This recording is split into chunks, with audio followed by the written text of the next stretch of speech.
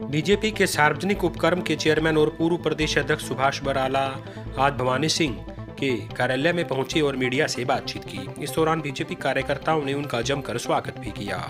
सुभाष बराला ने मीडिया से बातचीत करते हुए किसानों से अपील की है कि किसान अपना आंदोलन समाप्त कर दें। उन्होंने कहा कि प्रधानमंत्री नरेंद्र मोदी के द्वारा कृषि कानून वापस लेने की घोषणा कर दी गई है, वहीं संसद में भी औपचारिक तौर पर कृषि कानून वापस ले लिए गए हैं, इसलिए किसानों को चाहिए कि वह अपना आंदोलन वापस ले लें। उन्होंने कहा कि एमएसपी को लेकर भी जल्द समिति बनाई जाएगी और किसानों की अन्य मांगों को लेकर बातचीत से निपटाया जाएगा और समाधान किया जाएगा, इसलिए वह किसानों से अपील करते हैं कि किसान अपना आंदोलन वापस ले लें। वहीं नौकरी भर्ती घोटाले में भी उन्होंने कहा कि मुख्यमंत्री द्वारा पूरी पारदर्शिता बरती जा रही है और जिस भी अधिकारी के द्वारा यह काम किया गया है उसे नहीं बख्शा जाएगा, दोषियों के खिलाफ सख्त कार्रवाई की जाएगी। वहीं नगर पालिका और नगर परिषद के चुनावों को लेकर उन्होंने कहा कि नगर पालिका और नगर परिषद के चुनाव में बीजेपी सिंबल पर लड़ेगी, इसको लेकर स्थानीय कमेटी का फैसला होगा। स्थानीय कमेटी के द्वारा जो रिपोर्ट भेजी जाएगी उसी अनुसार ही फैसला लिया जाएगा। हालांकि बीजेपी के प्रदेश अध्यक्ष ओम प्रकाश धनखड़ और मूलचंद शर्मा के द्वारा लगातार इसको लेकर मीटिंगें की जा रही हैं और फीडबैक लिया जा रहा है। उन्होंने कहा कि जब भी चुनाव आयोग चुनाव करवाने की बात कहेगा, सरकार उसका पूरा सहयोग करेगी और सरकार पूरी तैयारी कर रही है। मैं तो एक बात कहना चाहूँगा आपके माध्यम से सब किसान संगठनों से भी और हमारे आम किसानों से भी कि लगभग एक साल से जो ये आंदोलन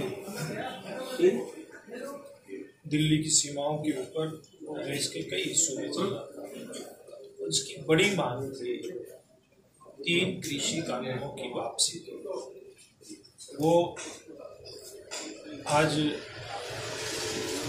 औपचारिक रूप से वो वापस हो चुके हैं। मैं समझता सब हमारे किसान भाइयों को, किसान संगठनों को अपने इस आंदोलन पर पुनर्विचार करना चाहिए और जैसा कि प्रधानमंत्री जी ने आग्रह किया था आंदोलन वापसी का,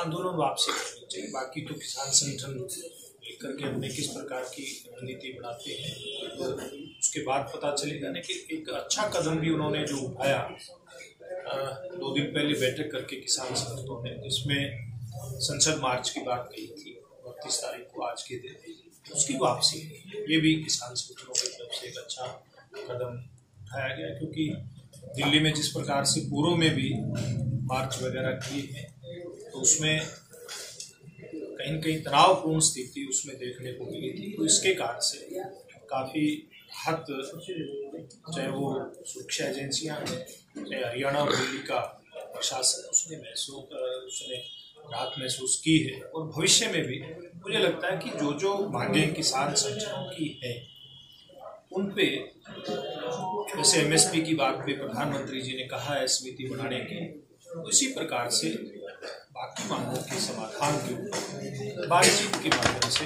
आगे बढ़ेंगे और किसान संगठनों की जो भी मांगे हैं उनका समाधान। एमएसपी को लेकर क्या लगता है जी आपको? की बात कह रहे हैं, मुख्यमंत्री पिछले दिनों प्रधानमंत्री जी मिले थे, बाहर मीडिया से ब्रीफ किया था कि ऐसा संभव नहीं हो सकता, कानून नहीं बन सकता, तो इस पर आपकी क्या राय है? देखिए, आज़ादी के 75 साल के बाद से लेकर के अलग अलग पार्टी की सरकारें इस देश के अंदर रही, सब ने अपने अपने तरीके से सब वर्गों की बेहतरी करने का प्रयास किया।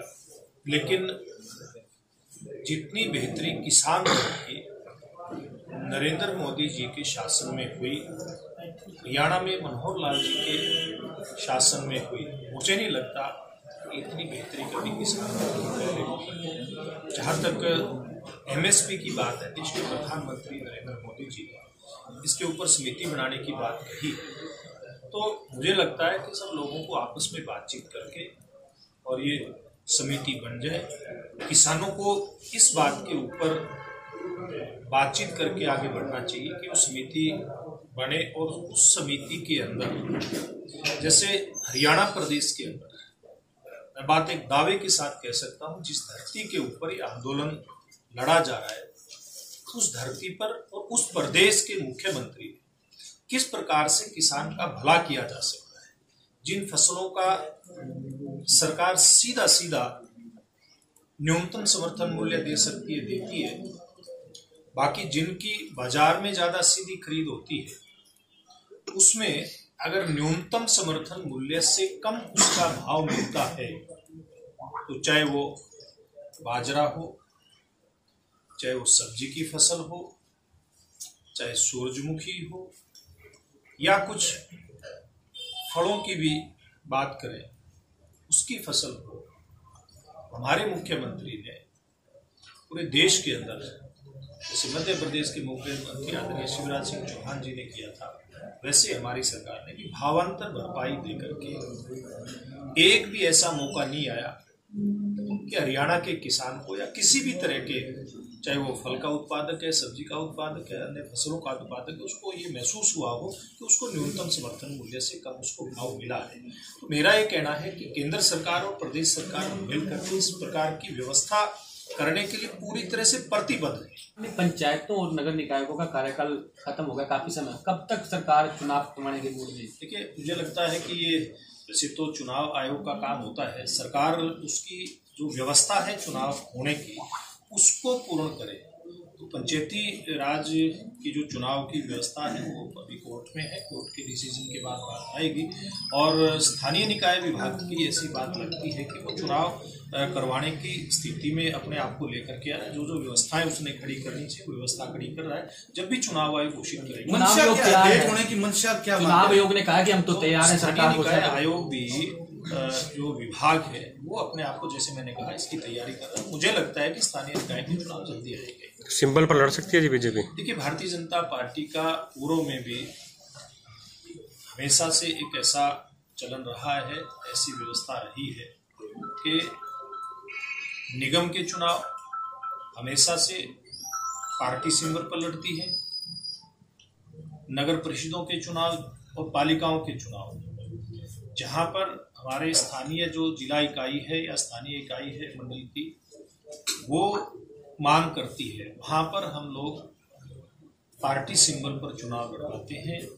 और इस संदर्भ में प्रदेश अध्यक्ष ओम प्रकाश धनखड़ जी, गोलचंद शर्मा जी, जिनकी अध्यक्षता में एक समिति बनाई है स्थानीय निकाय चुनाव को लड़ने की व्यवस्था देखने के लिए, उसके पिछले दिनों बैठक हुई है चंडीगढ़ के अंदर। उसमें पार्टी की सारी तैयारियों के ऊपर चर्चा हुई है और निगम के चुनाव जैसे मैंने कहा पार्टी अपने सिंबल पर भविष्य में लड़ेगी और जो स्थानीय इकाइयां जिस प्रकार की मांग करेगी उस आधार पर परिषदों में और पालिकाओं में आगे बढ़ेंगे।